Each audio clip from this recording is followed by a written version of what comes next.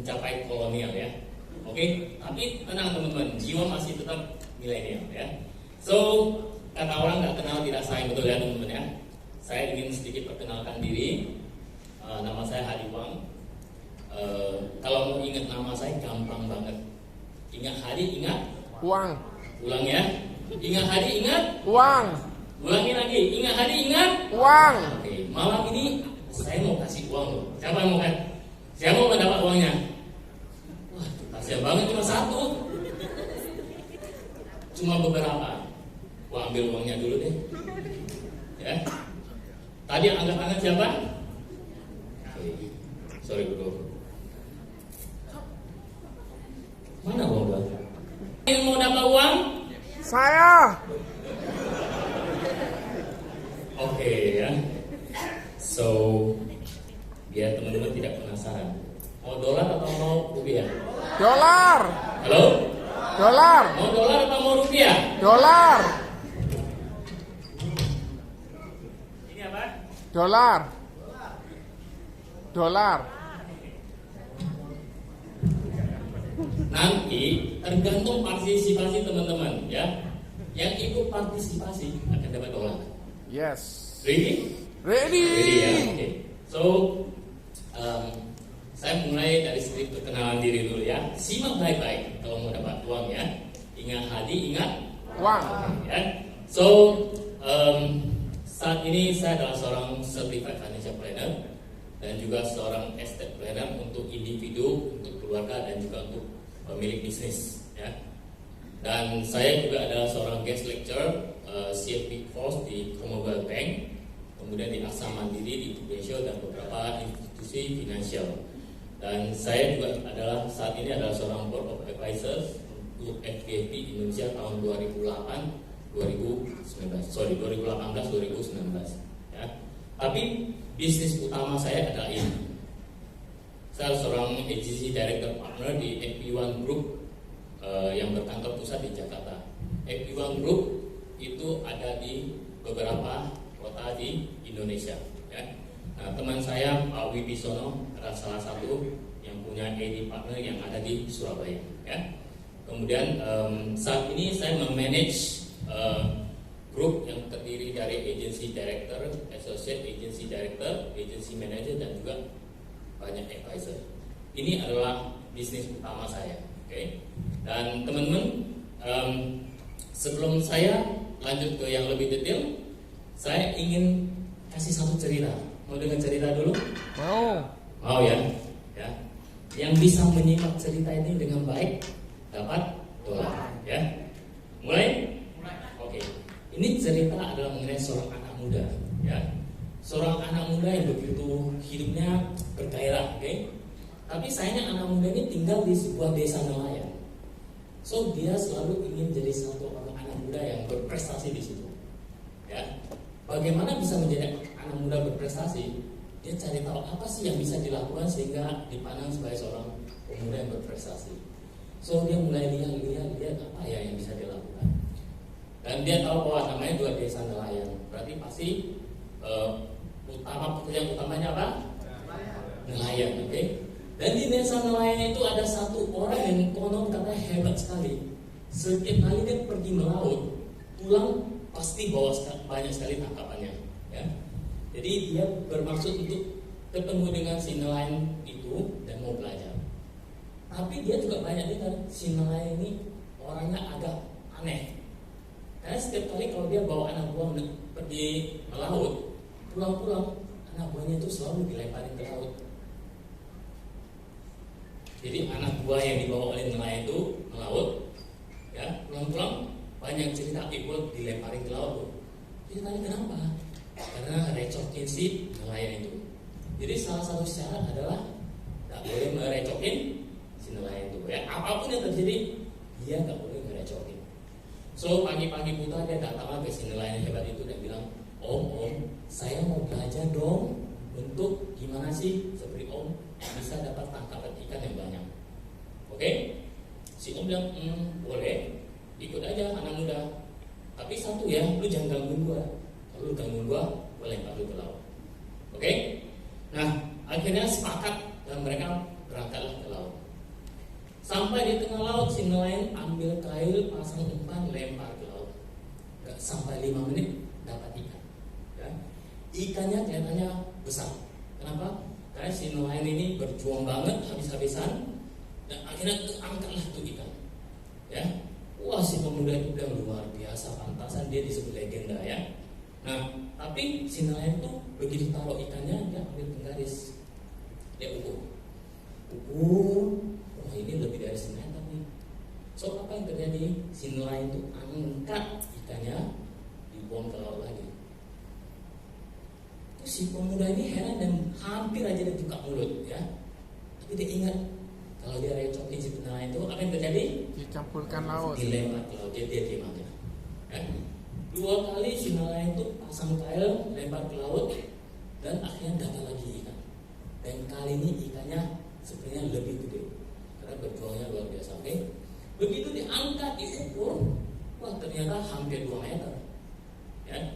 So nelayan itu angkat ikan itu lagi, dibuang ke lagi. Dan si pemuda itu hampir lagi, aduh kenapa ya, sayang banget loh, ikannya gede banget. Oke, dibuang ke laut lagi. Tapi dia ingat lagi, kalau gue nanya, gue dilempar ke laut. Oke, diam. Pasang lagi kail, lempar. Oh kali ini dapat. Kayaknya enteng banget. Begitu naik ya. Sini ukur. Oh cuma 20 cm. Ikannya dia simpan. Jadi ikan kecil dia simpan, ikan besar dia Buang. buang ke laut. Sepanjang hari selalu begitu. Ikan kecil dia simpan, ikan besar dia buang ke laut. Sampai dengan sore perahunya penuh. Ya. Kemudian mereka pulang. Begitu sampai di pantai, pemuda itu langsung lompat ke pasir. Ya. Dan dia bilang, Pak Tua, sorry, gua sekarang berani tanya lu. Ya. Pak Tua itu tanya, ada apa anak muda? Dari tadi saya perhatikan Pak Tua, Anda itu dapat ikan besar, Anda buang kembali ke laut. Dapat ikan kecil, malah Anda simpan di kapal. Sebenarnya kenapa sih Anda membuang ikannya ke laut? Oke? Oke ya. Pertanyaannya adalah, kira-kira menurut teman-teman apa jawaban si Pak Tua? Ada yang bisa jawab? Yes. Kenapa Pak?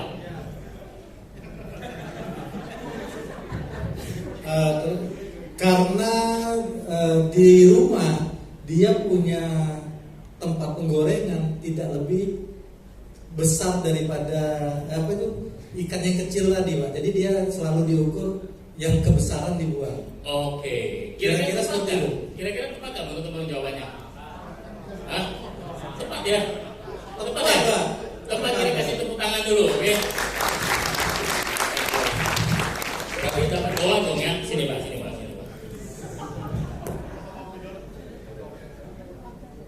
Kita kasih tepuk tangan dulu dong. Ini $1 juta dolar MDRT ya. Nanti saya akan jelaskan ini dolar MDRT Pak. Selamat Pak. Oke. Kalau yang penasaran, simak masih banyak dolarnya ya. Ini namanya dolar MDRT, nilainya $1 juta. Oke. Teman-teman, tadi jawabannya adalah mungkin ada yang nggak ngerti, kenapa sih penggorengan kecil apa hubungannya ikannya besarnya dibuang? Teman-teman, di dalam hidup ini banyak sekali orang ditawarin yang namanya peluang. Oke?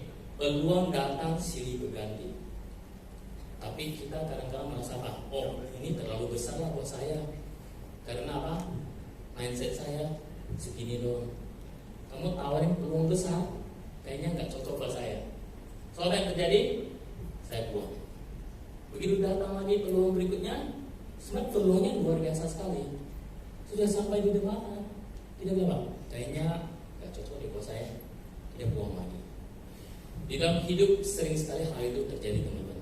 Karena itu terjadi pada saya ketika di 2004. Ya, saya banyak sekali datang peluang-peluang, akhirnya saya tolak. Ya, sampai dengan tahun 2004 saya bilang ya, oke, boleh, saya mau dia peluang itu. Oke teman-teman, nangkap maksud saya? Ya, so hari ini mungkin saya akan ceritakan sesuatu yang mungkin bagi teman-teman ini besar sekali. Ya, ini mungkin besar sekali. Saya kan masih anak muda, ini besar sekali buat saya. Kayaknya saya cukup yang kecil aja. Jangan buang peluangnya. Dengerin dulu, nanti kita lihat bagaimana kita menyikapinya. Setuju? Setuju. Setuju? Boleh kita lanjut? Boleh. Boleh ya? Oke. So, oke, teman-teman, ketika saya mau terjun ke dunia financial planner atau yang sekarang saya tekunin di bidang finansial, dulu saya ditanya, oke, sebenarnya orang itu punya kesempatan cari income atau cari uang, itu dari mana saya sih? Ya. Dan saya yakin teman-teman semua kebanyakan pernah lihat ini. Saya ingin refreshing buat teman-teman aja. Oke, ada 4 cara kita bisa mendapatkan income. Cara pertama dan itu paling banyak dilakukan orang itu adalah dengan cara menukarkan waktu kita dengan uang, alias kita bekerja dengan orang. Setuju? Setuju. Nah, saya dulu juga begitu. Ini namanya bangsawan. Bangsa Karyawan. karyawan, betul. Siapa di sini yang bangsawan seperti saya dulu? Siapa? Sayanya jangan ke bawah, saya ke atas. Siapa? Oke, lumayan banyak ya. Berarti kita sama, tos dulu, oke? Tos ya. Tidak ada salah dengan yang namanya karyawan. Karyawan adalah hampir 95% dari semua populasi kita di Indonesia itu adalah karyawan, ya. Tidak ada yang salah, teman-teman, oke? Tetapi pertanyaan adalah yang kita hasilkan itu kita puas yang sekarang ini. Kalau kita puas dengan yang kita hasilkan sekarang ini, oke? Nah, ada lagi tipe kedua. Tipe kedua itu adalah orang yang akhirnya tidak puas dengan dia bekerja dengan orang. Akhirnya dia memilih apa? Bekerja buat dirinya sendiri. Ya? Bekerja buat diri sendiri itu seperti apa sih? Kalau teman-teman tahu yang namanya contoh dokter. Dokter kalau lagi flu batuk dia bisa praktek? Nggak bisa praktek ya? Dia bisa bilang, istriku yang tercinta, kan kita udah married sekian tahun, saya lagi flu berat nih, tolong dong kamu jadi gantikan saya untuk praktek ada pasien. Bisa tidak teman-teman? Tidak bisa. Oke? Kenapa? Karena dia bekerja buat dirinya sendiri. Dia tidak ada, uang tidak ada. Ya. Tapi ada yang salah dengan pekerjaan tersebut? Tidak juga. Di sebelah sana juga banyak. Ya. Nah, tapi ada lagi jenis pekerjaan yang menghasilkan uang. Ya. Itu namanya jadi business owner. Ya.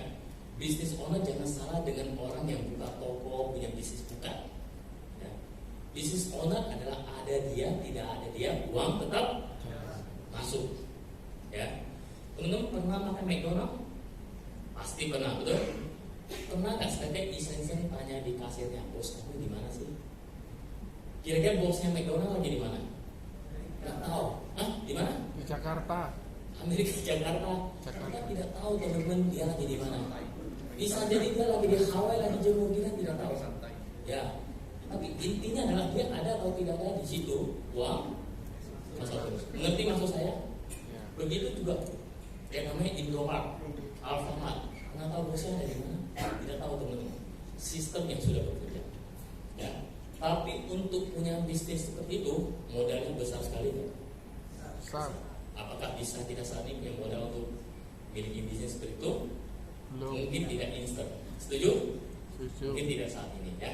Nah, ada satu tipe lagi. Nah, ini adalah nasabah saya. Ya.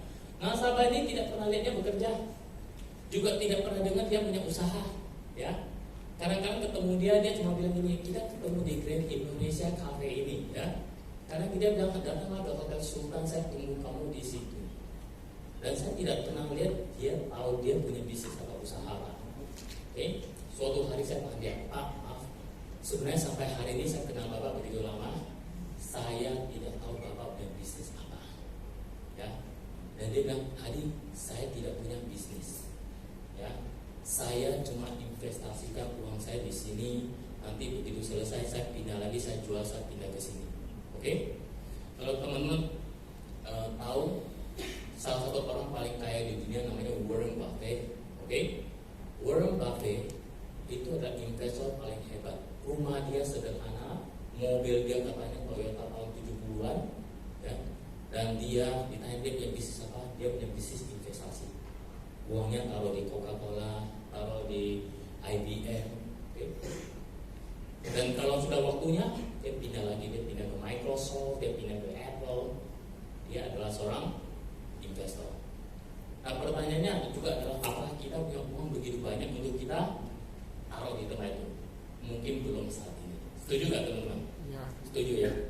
So apa yang ingin saya sampaikan malam ini sebenarnya adalah saya ingin ngajak teman-teman, mungkin di sini sebagian besar ada yang wajib kerja, ada yang punya self employed, bekerja buat dirinya sendiri. Apa yang akan saya sampaikan adalah apa yang saya lakukan ketika tahun 2004. Saya dari seorang karyawan, saya berpindah kuadran masuk ke bangun bisnis saya. Boleh? Ya? Boleh ya? Oke. Nah, kita lihat dulu. Karena ini situasi yang saya hadapin, saya ingin refresh para teman-teman. Coba kita lihat apakah situasinya seperti sekarang ini ya. Sekarang kalau kita lihat kebanyakan adalah yang namanya employee, dan sebagian lagi entrepreneur punya usaha sendiri ya. Nah, kalau employee apa sih tantangannya seorang employee atau seorang karyawan?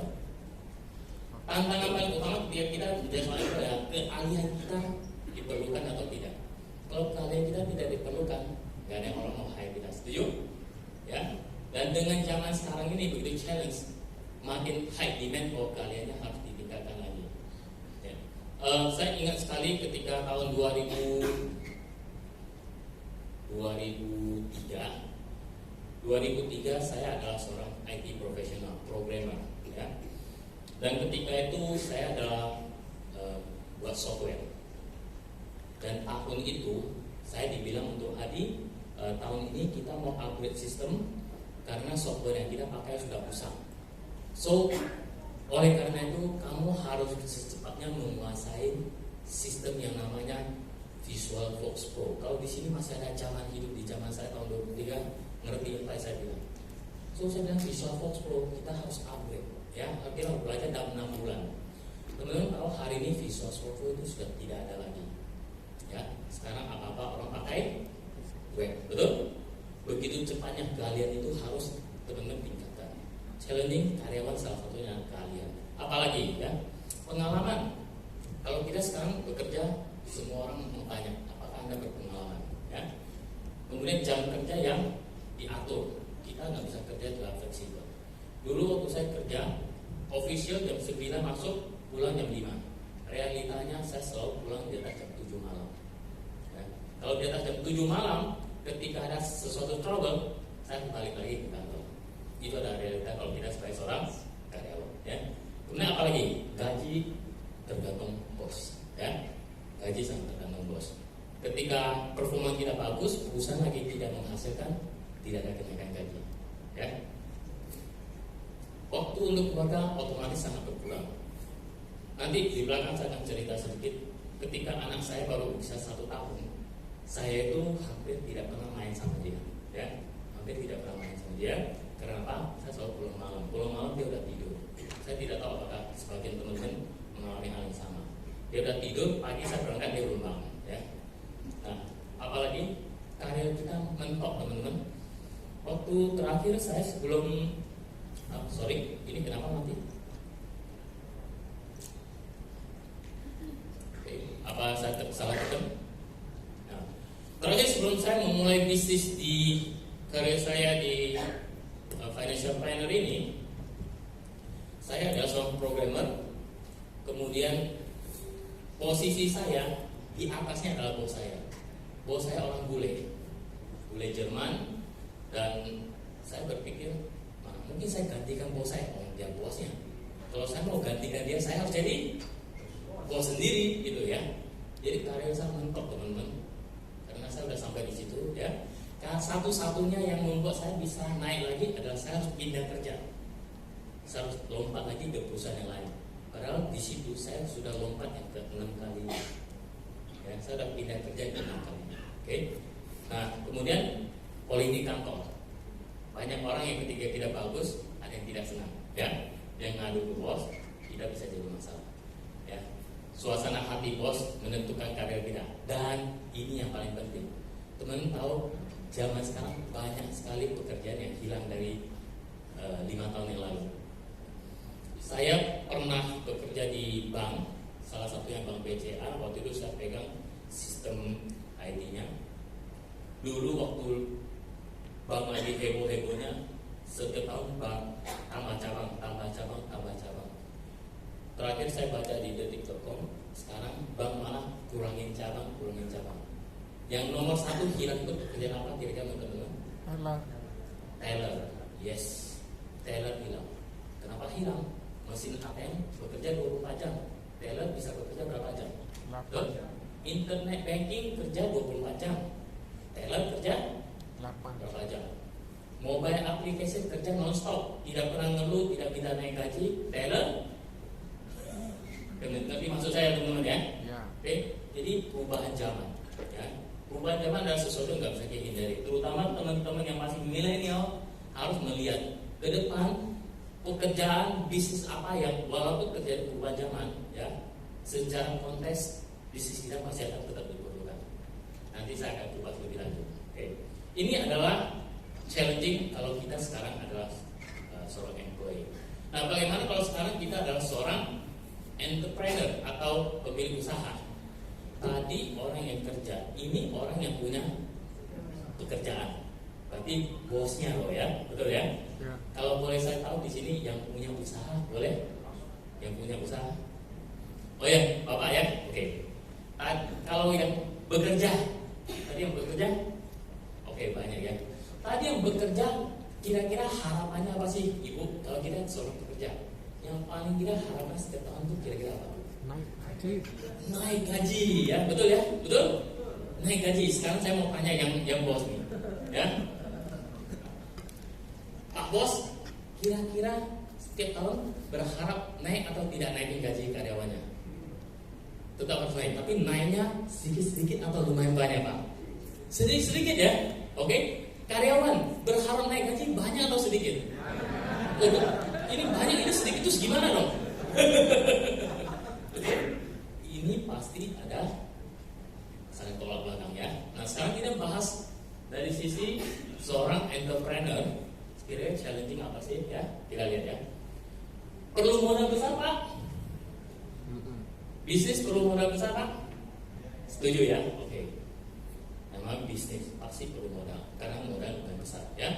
Kemudian sewa tempat, kita kan perlu sewa tempat. Dan yang celakanya sekarang sewa tempat selalu cenderung naik, gak pernah namanya sewa tempat turun. Apalagi bayar karyawan, ini dia.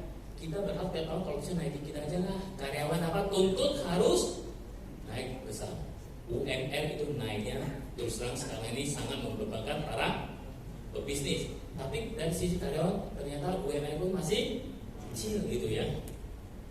Apalagi hutang piutang, ya. Kita hutang orang ditagih, orang hutang kita susah ya begitu ya Pak ya. Oke. Pajak ini salah satu hal juga yang membuat pusing para pebisnis ya. Jadi kalau teman-teman hari ini mau berbisnis, make sure teman-teman nanti mengenai perpajakan untuk pebisnis ya. Peraturan pemerintah kadang-kadang sering berubah. Kalau berubahnya mendukung kita, oke. Yang kita takut ada berubah cenderung melawan kita sebagai seorang pengusaha. Nah kemudian persaingan itu luar biasa teman-teman ya. Kalau Surabaya saya kurang paham karena saya dari Jakarta. Teman-teman tahu sekarang yang namanya kalau di Jakarta kalau kita bilang belanja dunianya belanja kira menurut teman-teman di mana? Ada yang pernah ke Jakarta? Halo? Kalau ibu-ibu ya para ladies kalau ke Jakarta mau cari nih pakaian yang keren, murah, cari mana? Asrama. Tanah Abang. Mana lagi? Mangga 2, oke? Teman-teman tahu hari ini Mangga 2 sebenarnya minta ampun karena mereka dapat yang namanya saingan. Saingan dari mana tahu? E-commerce. Online, exactly ya. Online. Saya punya satu nasabah di Tanah Abang. Dia cerita saya setahunan ini dia sudah tidak pernah lagi ke toko. Saya bilang, wah, kenapa begitu? Dia bilang, iya, sekarang saya dagang nggak di toko lagi. Lalu di mana? Saya dagang online. Luar biasa ya teman-teman ya. Oke. Jadi orang yang punya toko fisik sekarang saingannya adalah online. Kalau teman-teman nggak menguasai itu, selesai. Percaya saya dalam 1-2 tahun pasti selesai. Profit makin tipis. Ini adalah challenge kita sebagai pengusaha. What else? Perubahan zaman. Ini yang paling penting. Ya. Jadi baik kita sebagai pekerja maupun baik kita sebagai pemberi kerja sama-sama ada tantangan. Sama-sama ada tantangan. Yang saya cerita di sini adalah bisnis yang sifatnya konvensional tentunya ya. Nah, kira-kira nih di tahun 2004 saya dari seorang karyawan, saya juga sama seperti kebanyakan orang berpikir saya ingin punya usaha atau bisnis sendiri. Apa yang bisa saya lakukan? Ternyata memang tidak ada yang namanya tanpa modal, ya. Tidak ada saingan, tidak namanya tanpa resiko. Akhirnya saya diajak, seperti dua teman saya Pak Willy, suatu hari saya didatangi oleh seorang saudara saya, sepupu. Dia datang dan dia bilang, Pak Hadi, Ko Hadi lebih tepatnya, Ko, saya punya satu program nih, boleh nggak saya cerita ke Koko? Saya bilang, program apaan? Dia keluarin kertas dan dia cerita-cerita. Ya. Cerita itu yang membawa saya sampai hari ini, teman-teman. Apa yang adik sepupu saya cerita itu ada sebuah konsep tentang bagaimana itu kalau dilompat dan simpulan ini adalah sebuah financial planning. Nah, makanya kenapa saya adalah hari ini saya adalah seorang financial planning. Jadi financial planning itu meliputi banyak hal, bagaimana kita mengatur uang, bagaimana kita memprotek uang yang kita dapat, bagaimana kita menginvestasikan uang kita, dan bagaimana kita telah mendistribusikannya. Oke? Dan itu juga yang saya pelajari dan saya dapat, dan hari ini saya banyak share ke klien-klien saya. Ya, ya teman-teman, kalau nanti saya akan cerita sebenarnya apa sih yang saya lakukan, ya. Oke. Nah, ini adalah tantangannya. Oke. So hari ini saya ingin ngajak teman-teman lihat apakah di luar pekerjaan seperti karyawan konvensional, di luar pekerjaan bisnis konvensional, ada nggak peluang bisnis yang kira-kira kita bisa lakukan satu dengan modal yang paling tidak ada modal atau modal minim. Oke. Kendala tentang pengalaman kita bisa training, bisa belajar, ya. Kendala tentang pengalaman no problem, ya. Kemudian yang namanya tempat usaha zaman sekarang kita sudah nggak pakai tempat lagi, teman-teman. Teman-teman hanya perlu satu hal, iPad atau Galaxy Tab. Kita bisa bekerja di mana saja. Ya. Oke, saya lanjut sedikit. Hari ini saya ingin tonjolkan adalah apa yang saya sebut sebagai Let's Talk About Business Incubation. Saya sebagai seorang agency director yang bernaung di satu agency besar namanya FP1. FP1 itu exclusively franchise itu di bawah yang namanya Prudential Life Insurance. Ya. Banyak yang berpikir Prudential itu kan asuransi, yes, tidak salah teman-teman. Oke, tapi asuransi yang sekarang semua orang itu seperti apa sih? Ya, bagaimana? Kenapa sih harus asuransi? Kenapa nggak di luar sana juga banyak bisnis yang lain kok? Ya, saya ingin cerita sedikit kepada teman-teman. Ini adalah sebuah bisnis yang secara global semua negara dan hampir semua negara yang modern itu bisnisnya sama, ya, semua negara. Tapi berlaku untuk lokal masing-masing berbeda-beda. Karakter negara yang menentukan berbeda. Tapi secara global ini sama. Kalau teman-teman masuk ke dunia bisnis asuransi, kalau teman-teman bilang saya adalah seorang MDRT misalnya, MDRT adalah yang ada di logo dolar ini. Ini adalah dolar souvenir, teman-teman. Souvenir ini waktu itu dibeli waktu menghadiri yang namanya MDRT Annual Meeting. Seorang profesional yang mencapai MDRT itu dikenal di Singapura, Malaysia, Hong Kong, Taiwan, Jepang. Kalau saya bilang, I'm an MDRT member, semua orang tahu. Kita bilang, I'm an insurance agent. Insurance agent apa sih? I'm an MDRT. Semua negara orang tahu, oh itu adalah seorang profesional di bidang asuransi. Oke? Ya. Jadi apa yang akan saya jelaskan hari ini ada sebuah profesi yang berlaku secara global, tapi bisa diterapkan di masing-masing negara dengan konsep kearifan lokal. Kalau saya boleh cerita sedikit, teman-teman kira-kira yang teman-teman lihat ini negara maju bukan? Negara yang saya tampilkan di situ negara maju bukan? Ya. Negara maju ya, oke ya. Ini adalah Jepang. Jepang terkenal sekali dengan negara maju, high tech dan sebagainya. Negara seperti itu teman-teman nggak usah lagi ngomong asuransi, mereka itu sudah ngerti. Saya ke Jepang 4 kali, terakhir saya baru pulang di bulan Juni akhir bersama keluarga. Orang Jepang tuh aneh teman-teman. Mereka lebih baik tidak punya rumah, tidak punya tempat tinggal. Mereka itu kadang-kadang tinggalnya di mana? Di kapsul, ya, di kapsul. Kalau teman-teman pergi ke stasiun di Jepang, itu stasiun ada banyak tempat titipan koper, ya. Satu hari titip koper 700 yen. Jadi orang-orang tuh tidak pulang ke rumah tidur, ya besok datang pulang balik kerja lagi, nggak begitu. Jadi mereka bawa koper satu, oke, mau kerja kopernya dia titip di stasiun, tidurnya di kapsul, oke, tidurnya di kapsul. Besok bangun, hotel kapsul itu sudah ada tempat mandi dan sebagainya. Besok bangun, ya dia ambil koper, dia mandi, selesai dia langsung pergi kerja. Jadi mereka nggak perlu ada tempat tinggal karena tempat tinggal mahal juga, ya. Tapi satu hal yang orang Jepang nggak boleh nggak punya, menurut tahu apa? Asuransi, ya. 600% itu maksudnya adalah satu orang Jepang bisa punya 6, ya. Ngeri sekali kalau di Jepang kalau nggak punya asuransi. Tour guide saya waktu pertama kali dia pergi, dia bilang gini, kalau orang Jepang nggak punya asuransi, mereka bisa bangkrut. Mereka nggak punya rumah nggak apa-apa, tapi nggak punya asuransi sakit bangkrut dia. Di Jepang biaya medis sangat amat mahal, ya. Yang kedua adalah Taiwan. Taiwan juga negara maju. Kita lihat masyarakat di sana tanpa perlu banyak. Kita itu rata-rata masyarakat Taiwan satu orang punya 2 asuransi, ya. Singapura lebih maju lagi. Rata-rata satu orang punya 2,5. Malaysia, kurang maju, ya, bukan kurang maju sih. Negara yang lumayan, tapi hanya 38% masyarakat sana punya insurance. Nah, teman-teman tahu nggak siapa yang bisa tebak di Indonesia? Ya, Indonesia yang bisa tebak dapat dolar. Yes, 11%. 11%. Kurang tepat, Pak. Kurang tepat, Pak. Hampir tepat. 2% kurang tepat. 1% nggak tepat. Tadi siapa bilang 6? Berapa? Kurang tepat. 6%. Hampir tepat. Halo? 7%? 6,5. Kurang dikit lagi. 6,7%. Siapa yang 6,7? Saya. Ibu ya? Oke, tepuk tangan buat si ibu dulu ya. Bu, dapat dolar MDRT ibu ya. Mana nih? Selamat ya ibu, simpen ya. Nanti jadi dolar beneran ibu, 1 juta dolar.